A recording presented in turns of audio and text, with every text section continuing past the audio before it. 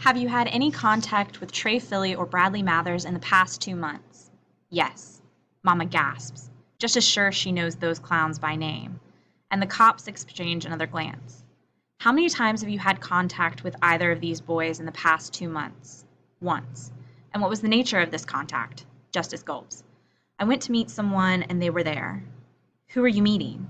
If they're not connected to the arson, what does it matter? Mama cuts in. The detective clears her throat, just as so relieved he could kiss Mama. Detective Douglas continues. Did you have any contact with either Trey Philly or Bradley Mathers on the night of May 20th? Absolutely not. Haven't seen or spoke to either of those guys since April 20th. Officer Troy's eyebrows rise. That's pretty specific. It was a pretty memorable day. What was memorable about it? Detective Douglas asks. Something unrelated to what we're talking about. Just can feel Mama's gaze burning into him. Where were you on the night of May 20th? The detective goes on. I can assure you it wasn't anywhere near those guys with that fire. Is there someone who can verify your whereabouts? Yeah, I can, Mama says. He was with me. Just could leave it at that. He knows he could. Yes, he can tell the cops are suspicious, but he knows that to dig deeper, they would need a warrant. But lying to the police after everything he's been through? Nah. You're getting confused, Ma. I wasn't with you. We went to visit Daddy's grave on the 21st, not the 20th. And this is true. But on May 20th, I was at my girlfriend's house. We were celebrating her parents' 20th wedding anniversary. Mama says nothing. I see, Detective Douglas says. Would your girlfriend happen to be around here to verify that? Justice looks past her and the officer at the parting crowd. She would, he says. She and her mom are headed right this way. Mama doesn't say a word the entire trip home. When they pull into the driveway and she tries to get out, Justice reaches over and pulls her door shut. He locks it. Oh, so you're holding me hostage now? You have something you want to say to me, Ma? I certainly don't. You sure about that?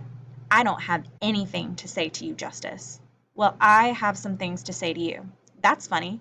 I've learned more about my son in the past 2 hours than I've known in 4 years, and now he wants to talk to me? Mama, tell me something. Did you ever plan to let your mama know about this girlfriend of yours? Ma, I can understand you not wanting to bring up your recent contact with the neighborhood gangbangers, but if you actually care about this girl, it seems to me like you would have at least mentioned. You know why I didn't tell you anything, Mama? She doesn't respond. I'm not saying keeping it from you was the right thing to do, but I knew no matter how happy I was, you would have had something negative to say. You reacted in the parking lot by frowning at Mr. Friedman's hand like it was diseased. I'm not shaking no white man's hand, Justice. Not after what the other one did to you. But what does that solve, Mama? Mr. Friedman and Garrett Tyson are totally different people. Mama crosses her arms and turns to the window. Just shakes his head. All my life, you've pushed me to be and do my absolute best. That's what SJ brings out of me, Ma. She makes me better. Don't you sit over there and tell yourself that lie, Justice. It's not a lie. It certainly is. I taught you a long time ago, only person can make you better is you. Justice grips the steering wheel. Mama, if not for her, I don't know that I would have made it through this school year. For 10 months now, people have been trying to tear me down. SJ worked harder than anybody to make sure I stayed standing. Whether you believe it or not, she brings out the best in me. When I'm with her, I want to overcome everything. I get what you're saying, son, but there are plenty of brilliant black women who can do the same. Just sighs. She doesn't get it at all. Ma, SJ is Jewish, he says. Manny said it to him, and it's a valid point, isn't it? I know you have issues with white folks, but her people have been through hardship too. Doesn't matter, son. You can't see Jewish in her skin color. You tried to help that other girl and wound up in handcuffs. And her daddy is black, ain't he? If it looks white, it's white in this world. But it's not that simple. Yeah, it is. You just refuse to accept it. I sent you to this school so you could have a chance at the best education. But with this foolishness you've got in your head now, I'm wondering if that was such a good idea. So what you're saying is, after a lifetime of getting picked apart because of my skin color, I should dismiss the girl I love because of hers. Mama turns. Love? Boy, you 17 years old. You don't know nothing about love. You were 18 when you married Daddy, and look where it got me. Just leans back against the headrest and shuts his eyes. For a minute, neither of them says anything. Then Mama sniffles. Ah, Ma, don't cry. I'm afraid, son.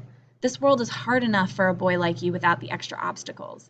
That man almost killed you, Justice. And what for? What were you doing wrong? Listening to some music he didn't like? Just doesn't respond. He can't.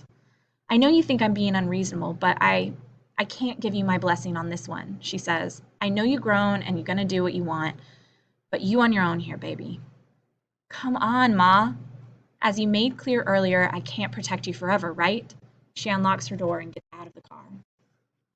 Chapter 22. Sitting on the witness stand, just wishes he could go back to the days when all he had to worry about was his mama not liking his girlfriend. The DA, Mr. Rentson's questioning is running pretty smooth, and Mama, Doc, and the Riverses and the Friedmans are all there in the gallery to support him. But testifying with his best friend's murderer glowering at him from 20 feet away is the hardest thing he's ever had to do. By the time Mr. Rentson finishes his questions, the court has heard the tragic tale of two college-bound African-American boys gunned down at a traffic light by an angry white man who used a racial slur and fired his weapon at them when they didn't comply with his demands.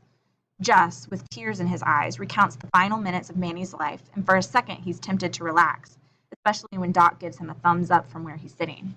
But then the defense attorney, a short white lady with blonde hair and an upturned nose, steps up to the podium. She and Jus lock eyes. He can tell she's out for blood. Mr. McAllister, she begins, all cool, calm, and collected. Isn't it true that at the beginning of your story you stated that you and Emmanuel Rivers were just driving around? It is.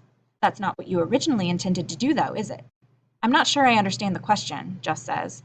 When Mr. Rivers retrieved you from your dormitory on January 26th, you had no idea you were getting into his car for the sake of driving around, did you? No. So there were other plans then, Jus gulps. Yes, there were. What were they? We were supposed to go hiking. But you didn't go hiking, did you? No. Emmanuel Rivers didn't really feel up to hiking anymore, is that correct? Let me remind you that you are under oath, Mr. McAllister. Jus clears his throat. No, Manny didn't feel up to hiking. Did he mention why? He did. He'd gotten a phone call that morning, correct? Yes, he had. And you're aware of what that phone call was about? Jus sighs and drops his head. I am. I'm sorry, it's difficult to hear you when you don't speak into the microphone. Can you repeat that? I said, I am. You are what, Mr. McAllister? I'm aware of what the phone call was about. Enlighten us, if you will, please. Jus looks at Mr. Rivers, who has his jaw clenched so tight it wouldn't surprise Jus if his teeth were cracking. He gotten a phone call from his friend's father, Jus says. That's a bit vague. I'm sure you can be more specific.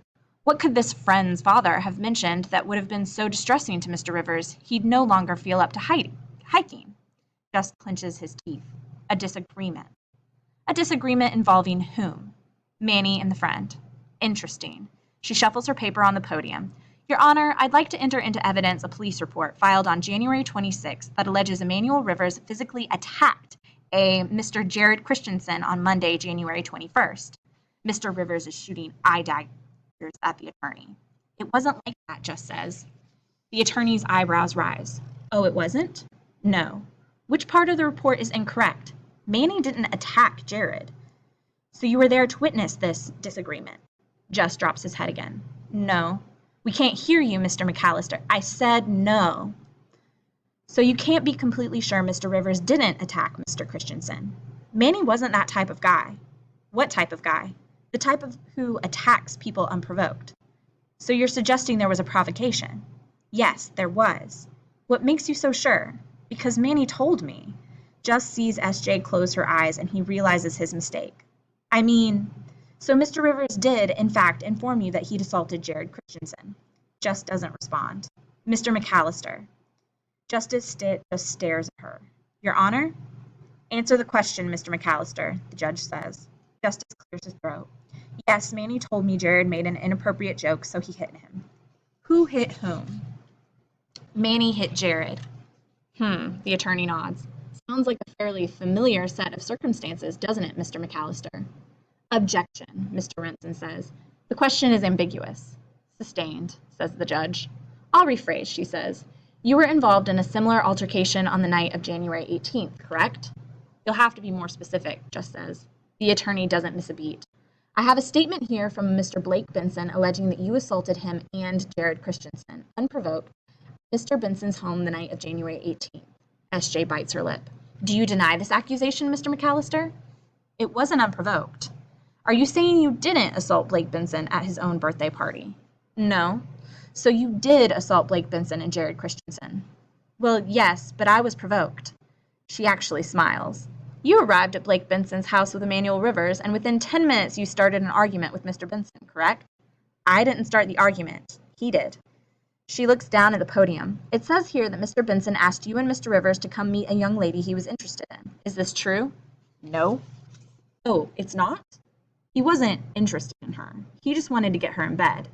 Mr. Benson said those exact words? No, but he implied.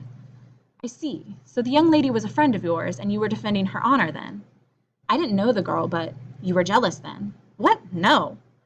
For whatever reason, you didn't like that Blake Benson wanted to take this girl to bed, so you assaulted him? That's not how it happened. Ah, that's right. Jared Christensen came over to defend Blake Benson, whom you were threatening at his own birthday party, so you assaulted both of them. That's not what happened. Maintain your composure, Mr. McAllister, the judge says. Just breathes in deep and looks at SJ. She nods. Tell me something, the lawyer says. After you attacked Jared Christensen and Blake Benson, Emmanuel Rivers reprimanded you, correct? He sided with the victims of your unprovoked assault. I already told you that I didn't attack them.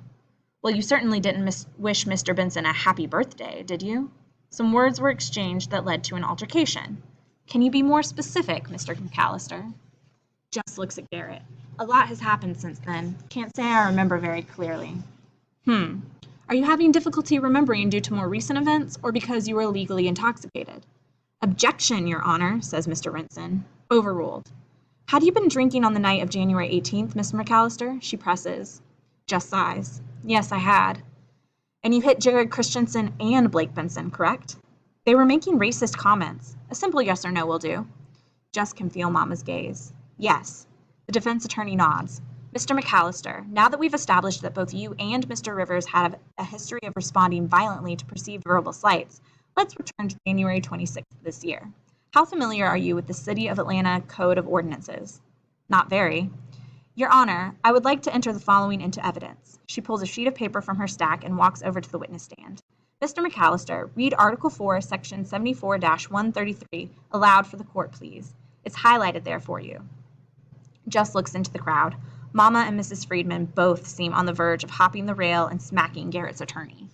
He reads, above certain levels, noise or noise disturbance is detrimental to the health and welfare of the citizenry and the individual's right to peaceful and quiet enjoyment. Therefore, it is hereby declared to be the policy of the city to prohibit noise disturbances from all sources. Would you say your loud music was in violation of this ordinance, Mr. McAllister? What does this have to do with your client shooting me and my best friend? Judge, please advise the witness that I am the one asking the questions. Now even Doc looks pissed. Watch your tone, Mr. McAllister, the judge says. My client is an officer of the law, Mr. McAllister. By refusing to lower the volume of your music, you are in direct opposition to a police order. We didn't know he was a police officer. He didn't show us a badge. And yet the ordinance clearly states that noise disturbance violates the rights of others to peace and quiet. But of course, you and your friend couldn't have cared less about anyone else's rights, could you? Just doesn't respond. Mr. McAllister, did your friend Emmanuel Rivers turn the music up when he was asked to turn it down? Yes. Did the music you were listening to contain the line, "Here comes the fun, wait for the sound of the gun"? Yes, but that's out of context. Did Mr. Rivers use foul language and make an obscene gesture toward my client that you would have perceived as a threat? I don't know what your client thought. I'm not him.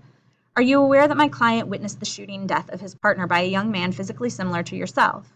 That doesn't have anything to do with me. Oh, but it does, she says, because you had contact with this young man back in March, didn't you? Just sighs. Dr. Rivers shuts her eyes and shakes her head. Yes, I did, but... And that young man, Quan Banks, I believe his name is, connected you to a group of young men with extensive criminal records and known gang affiliations, yes? Yes, but... And you met with these young men shortly before they deliberately set my client's house on fire, is that correct?